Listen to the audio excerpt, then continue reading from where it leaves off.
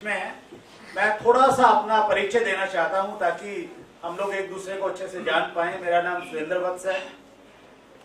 जैसे मैंने बताया, मैं जींद से हूं। एक मिडिल क्लास फैमिली की मेरी पृष्ठभूमि है। मेरे पिताजी सरकारी स्कूल में अध्यापक थे और मेरी माताजी हाउसवाइफ थी। परिवार में हम 2 भाई और 3 बहनें हैं।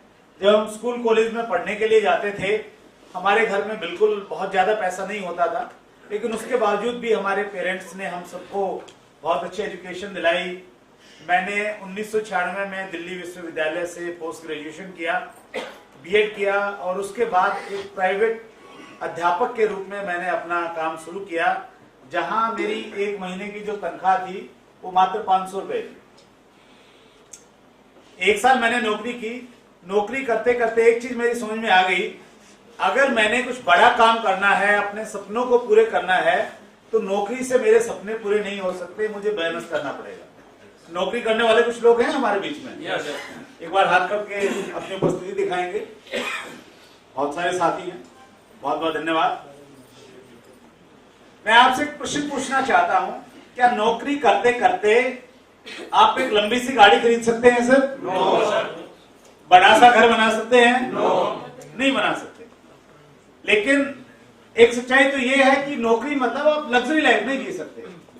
और उसके साथ में एक पहलू ये भी है, अगर नौकरी कहीं निकलती है, कोई वैकेंसी आती है और स्पेशली वो सरकारी नौकरी है,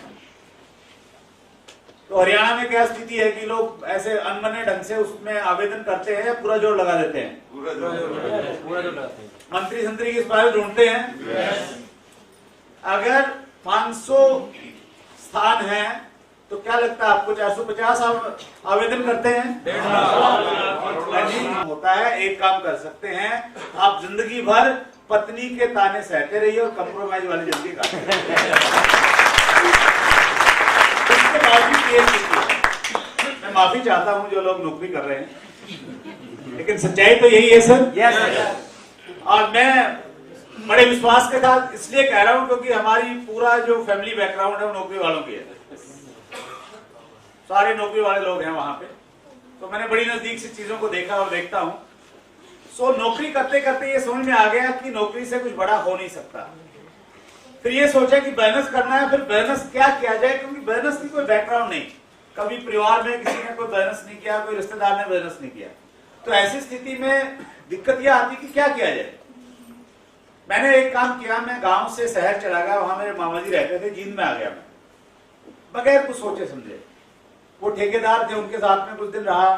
फिर वहां केबल टीवी का एक काम होता है, केबल टीवी का काम करने लग गया और कुछ करने की तमन्ना थी, मेहनत की, अच्छे परिणाम भी आने लग गए, पैसा भी ठीक ठाक सा आने लग गया। लेकिन केबल टीवी का बिजनेस करते करते मैं सेटिस्फाई नहीं था, क्योंकि वो एक ऐसा काम है जहां पे आपको 24 घंटे लोगों को सर्विस देनी पड़ती है। आज के टाइम तो बहुत सारी चीजें आ गई है, डिश टीवी आ गया है, पता नहीं क्या क्या आ गया है। तो उस समय केबल ही होता था और केबल के लोग इतने दीवाने थे, खासकर जब मैच वैच आता था तो रात के अगर 12 बज रहे हैं तो उनको अभी उसी समय केबल ठीक चाहिए। तो वो काम करते करते मुझे ऐसा लगा कि मैंने बिजनेस तो करना है, ये तो तय हो गया, लेकिन ऐसा बिजनेस करना है जिसमें टाइम फ्रीडम हो, समय हो, जिसे अपने ढंग से हम लोग एंजॉय कर सकें। और ये सब मेरे दिमाग में जो चल रहा था, उसी समय मेरे एक बड़े नजदीकी दोस्त हैं, उन्होंने मुझे फोन किया एक दिन और मेरे से कहा कि आप मेरे घर पे आइए, आपसे खास बात करनी है। मैंने उनसे पूछा कि आज तो भाई बहुत कनेक्शन लगाने हैं, आज तो बिल्कुल टाइम नहीं है। उन्होंने कहा कि आज ही आ जाओ, कोई मेरे एक दोस्त आए हैं रोहतक से और वो खास बात करना चाहते हैं। मैंने कहा फोन पे बता दे। बोले नहीं, फोन पे नहीं बताऊंगा, घर पे आना पड़ेगा।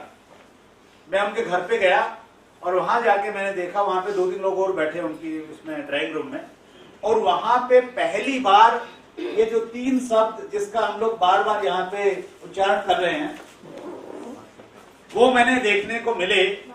और ये 3 शब्द हैं RCM। परिचित आप इससे सर? यस। RCM, ये 3 शब्द मुझे वहां मेरे दोस्त के घर पे होम मीटिंग में मुझे देखने को मिले और इन 3 शब्दों ने मेरी पूरी जिंदगी को बदल दिया। एक कहावत है, बुरा वक्त कब किस व्यक्ति की जिंदगी में किस रूप में आएगा इसका हमें पता नहीं चलता। इसके विपरीत भी एक कहावत है, अच्छा वक्त कब इस व्यक्ति की जिंदगी में किस रूप में आ जाएगा इसका भी हमें पता नहीं। सहमत हैं आप? आज से बिजनेस मेरी जिंदगी में एक अच्छे वक्त के रूप में, एक बड़ी अपॉर्चुनिटी के रूप में